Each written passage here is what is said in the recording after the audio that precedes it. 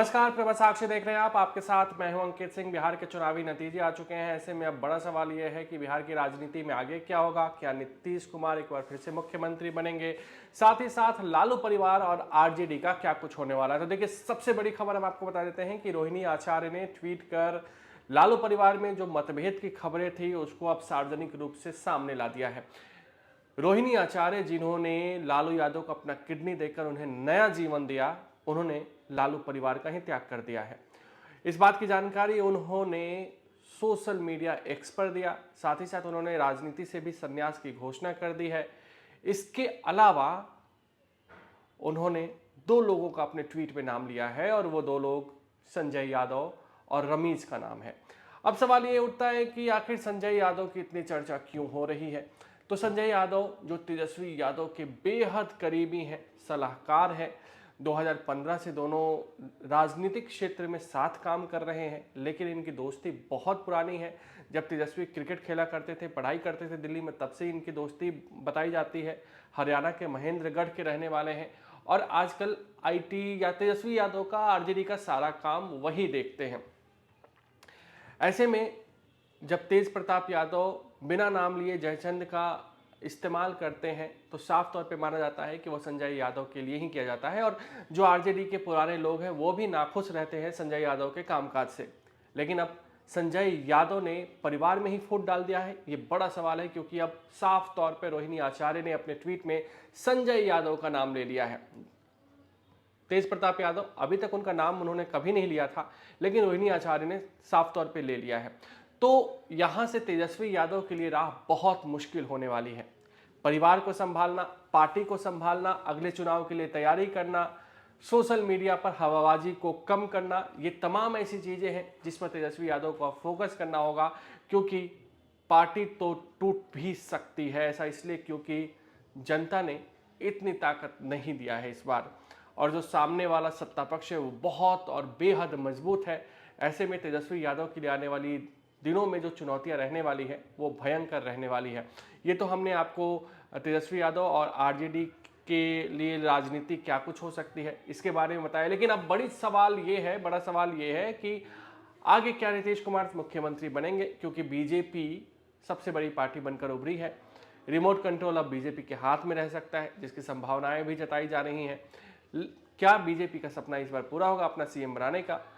इस तरह के तमाम सवाल कल से ही चर्चा में आने लगे हैं। ऐसा इसलिए क्योंकि बीजेपी सबसे बड़ी पार्टी तो है ही, वो एलजेपी, उपेंद्र कुशवाहा, जीतन राम मांझी को मिलाकर 118 तक तो पहुंच जा रही है।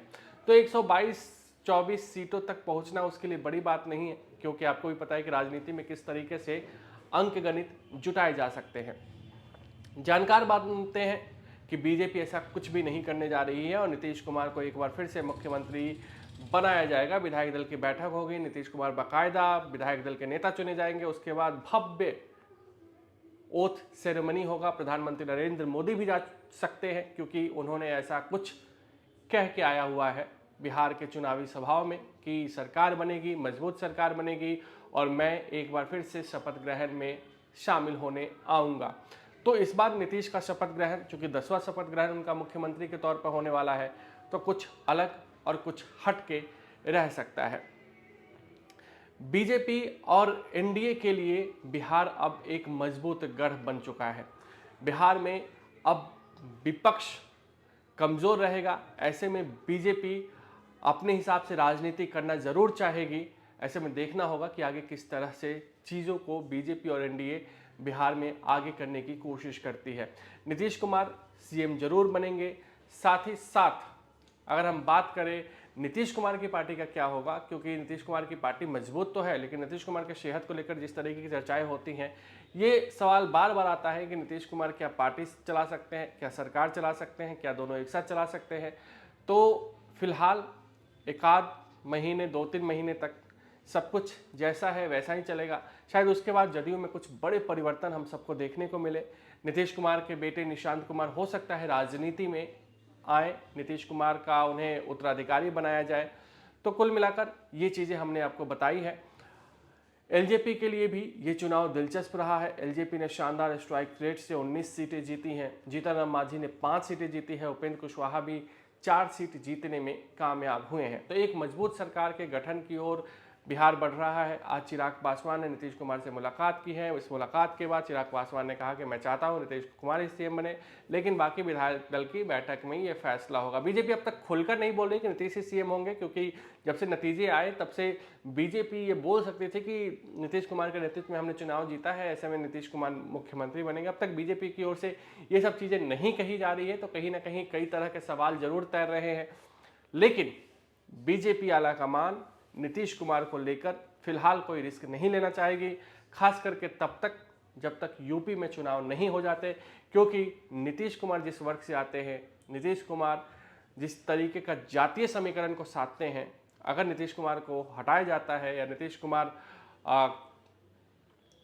के हटने से संदेश जाता है कि बीजेपी ने उनको हटा दिया, तो ये बीजेपी के लिए उत्तर प्रदेश में ठीक ठाक नहीं साबित होगा। शायद इसी वजह से बीजेपी फिलहाल फूक फूक के बिहार में कदम रखेगी। अगर आप भी लेना चाहते हैं देश दुनिया की तमाम जानकारी, तो आज ही सब्सक्राइब करें हमारे चैनल को। साथ ही नीचे दिए बेल आइकन को जरूर दबाएं ताकि हर अपडेट आप तक पहुंच सके।